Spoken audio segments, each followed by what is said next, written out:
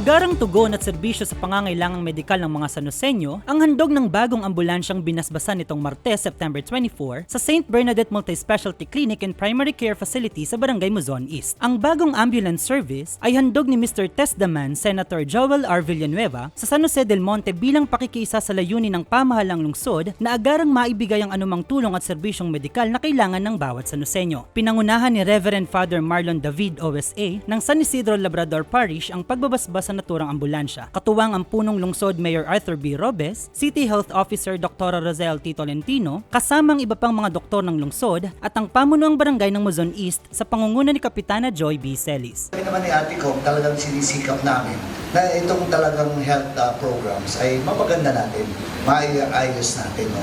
Dahil alam natin na isa ito sa napakalaking pangangailangan ng mamamayan dito sa San Jose, lalo na dito sa area. No? Kaya nga dati dito nilagay yung CHO para at least malapit tayo yung access ng mahihirap natin kabarangay. Kaya swerte yung barangay natin sila Kapitana Joy dahil nandito sa inyo malapit yung hospital. No?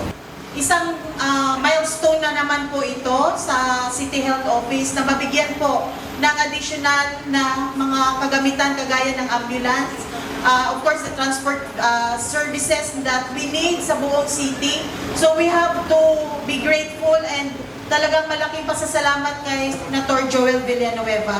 We are collaborating on how we can give quality health services, hindi lang dito sa Muzon East but the entire city. So, andito lang po ang City Health Office upang lalo pa nating paigtingin ang serbisyong pangkalusugan na ipapaabot natin sa ating mga kababayan, especially on the grassroots, na ito talaga ay mararamdaman. Sa oras na makumpleto ang rehistro, ang ambulansyang ito ay magiging karagdagan sa 5 lisensyadong DOH ambulances ng lungsod na kasalukuyang ginagamit na ng sektor ng kalusugan sa ospital ng lungsod ng San Jose del Monte, bagong Urgent Care and Ambulatory Service o BUCAS Center sa Barangay Minuyan, City Health Office, at St. Bernadette Multi-Specialty Clinic and Primary Care Facility. Matatandaan na mula sa pagiging St. Bernadette Children and Maternity Hospital na pinasinayaan noong ikalawang araw ng Mayo taong 2022 at sa bisa ng Republic Act 11272 kung saan principal author ang Ate ng Bayan, Congresswoman Florida P. Robes, ay patuloy pang lumawak at gumanda ang mga serbisyong maaaring matanggap ng mga Sanoseño. Kaya naman tinawag na ito ngayon bilang St. Bernadette Multi-Specialty Clinic and Primary Care Facility o City Health Center 12, CHC12. Napakahalaga ng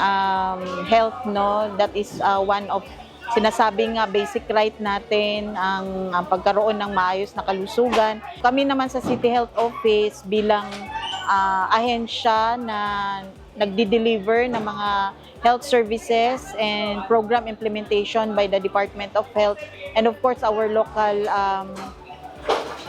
programs pagdating sa public health. Kami ay more of the prevention and control of any form of diseases and conditions. Kaya nakatutok tayo doon sa mga programang we want na ma-deliver ito to maintain a healthy community, hindi lang sa physical and most especially mental health. Hindi pa man matatawag na isang ganap na ospital ang St. Bernadette Multi-Specialty Clinic and Primary Care Facility sa Barangay Muzon East ay marami na itong natulungan at natutulungang aabot sa 100 tao kada araw. Nandito po tayo ngayon sa St. Bernadette Multi-Specialty and Primary Care Facility or otherwise known as City Health Center 12 po under our City Health Office. So kami na po ang pang-12 na City Health Center po. No? Though ang difference lang po ang aming pong facility is may additional services pa.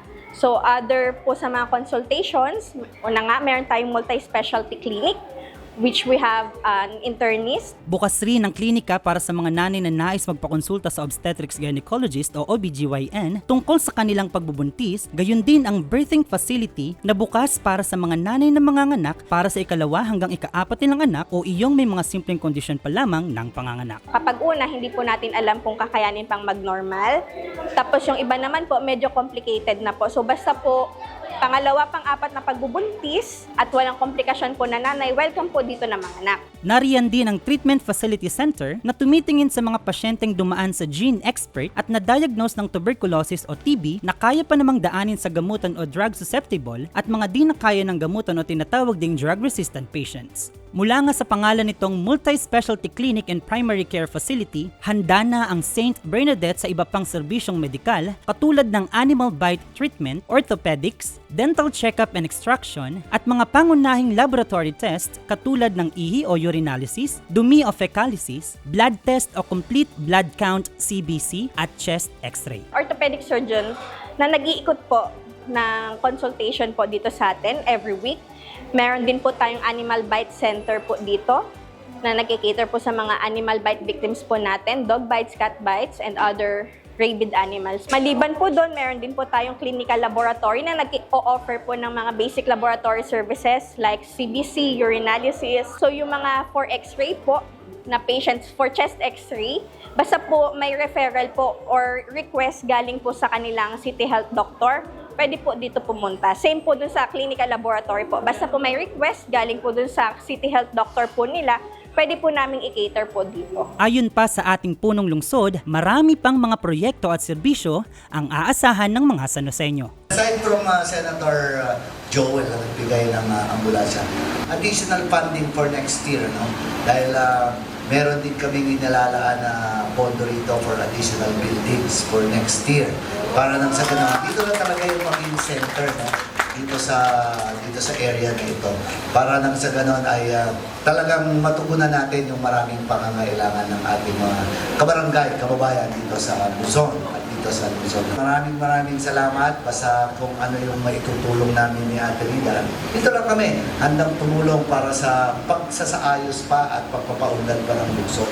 Siguro kita nyo naman kung ano yung development natin sa nga ni Dr. Asensong Ramdam. Dahil that is the direction of this administration. Dahil sa doble aksyon at solusyon, pakikiisa at pakikipagtulungan ng ating pamahalang lungsod sa pangunguna ni Mayor Arthur B. Robes at Congresswoman Ate Rida P. Robes sa mga proyektong nasyonal, nagiging posible ang mga ganitong progreso sa The Rising City of San Jose del Monte. Para sa Balitang Sanoseño, ako si Jello Darantina, Public Information Office.